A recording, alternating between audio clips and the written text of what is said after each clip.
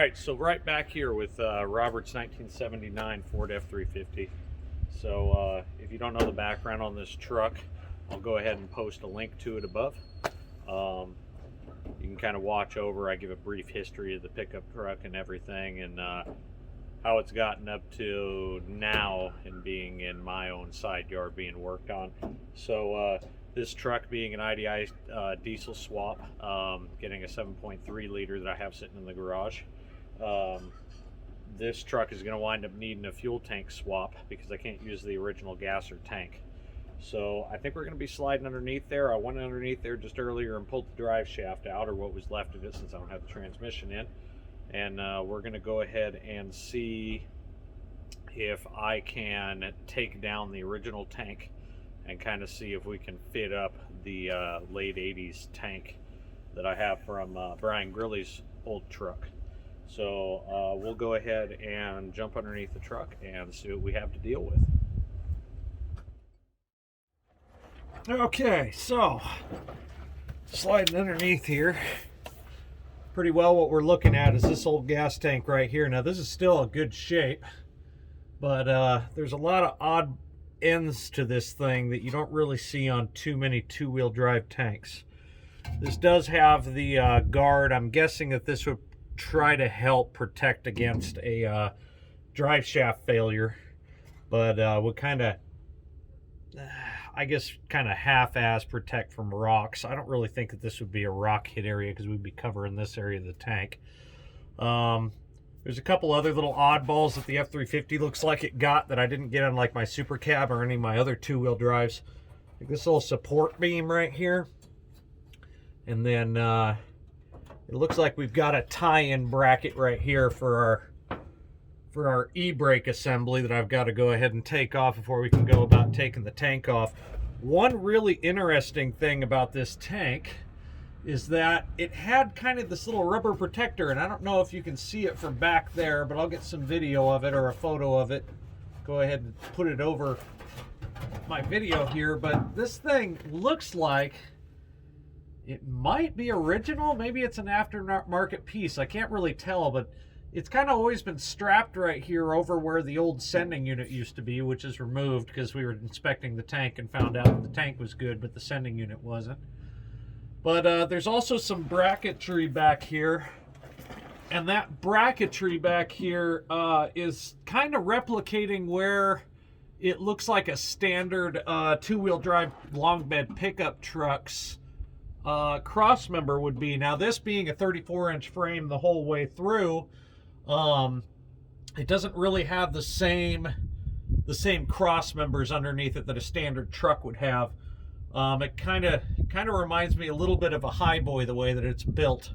Little bit thicker frame, and I'll show that in another segment over here. But where the transmission cross member would be right now, which I have removed, there's actually a piece of two-wheel drive frame that is cut down and riveted to the side of the chassis.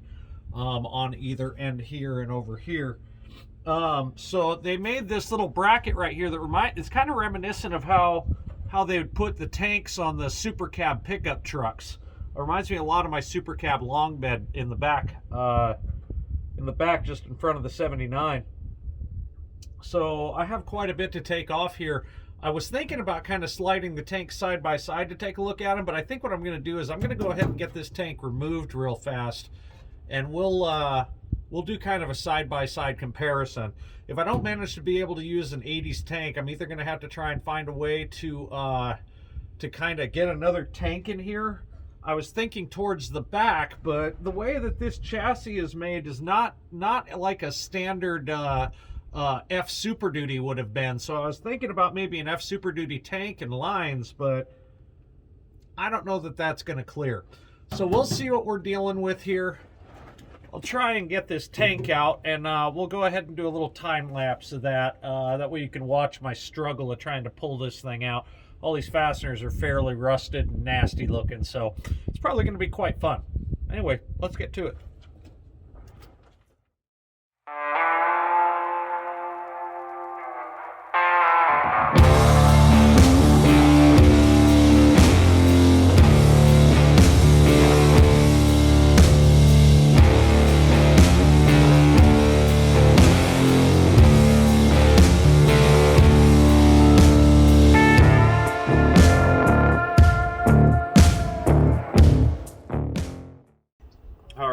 looks like I managed to get the tank out without damaging it. I was having one hell of a time trying to get these hoses off. I had the long section that had been added on over here kind of pulled off, thinking that maybe I could pull it back, and it just didn't happen. So I wound up having to disconnect the hoses directly off the tank. Looking over the tank now, the more I look at this little rubber bumper right here, the more I'm kind of thinking that this is a factory piece. And so it looks like Ford had gone ahead and put some pinch-on wind lacing over here to go ahead and protect this strap. And then this is just kind of a locked-on piece. Now I haven't taken this off yet to see if there's part numbers.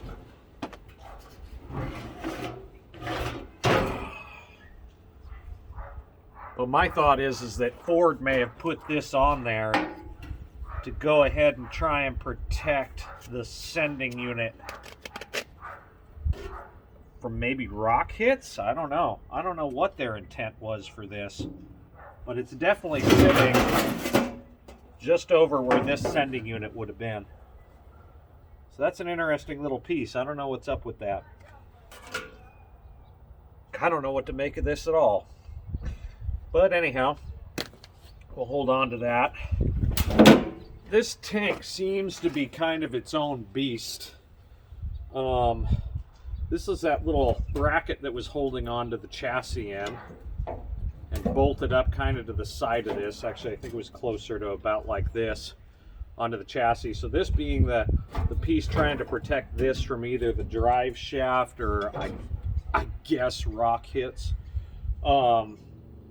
And then this is the support. It's a really odd little assembly.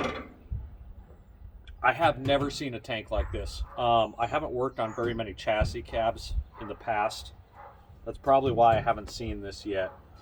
But really the shape of this tank, and especially where this tank is bulging right here, this tank's kind of its own beast. I don't think I'm going to be able to find another tank that is shaped like this. So I guess I'm going to be doing some research and all that, and looking into diesel tanks and possibly what they did with the early F Super Duty, I guess. That's the only thing I'm going to be able to find that's even going to be relatively close to this truck. Because this tank is not going to work. This F250, F350 tank, it's not even close. If you look at it close up, there's no way. So just short of trying to take a sending unit out of a diesel truck and trying to find a way to mate it in here, which I'm not really looking to try and weld up a bunch of the tank to make this work. I'm not seeing another way. I might touch on this again. I'm thinking about maybe trying to find myself a F600, F700 tank set, and maybe doing saddle tanks, do outer saddle tanks, or maybe try and find a semi truck to pull apart. Stay tuned. Anyhow, tank is out. Diesel tank won't work, so we're going to have to find something else to work. For now, this is going to get shelved. This will get shelved for something else. And yeah, I'll pick up on this one later. Anyhow, thanks for watching. Like, subscribe. Subscriptions help me out a lot, and I will catch you on the next video.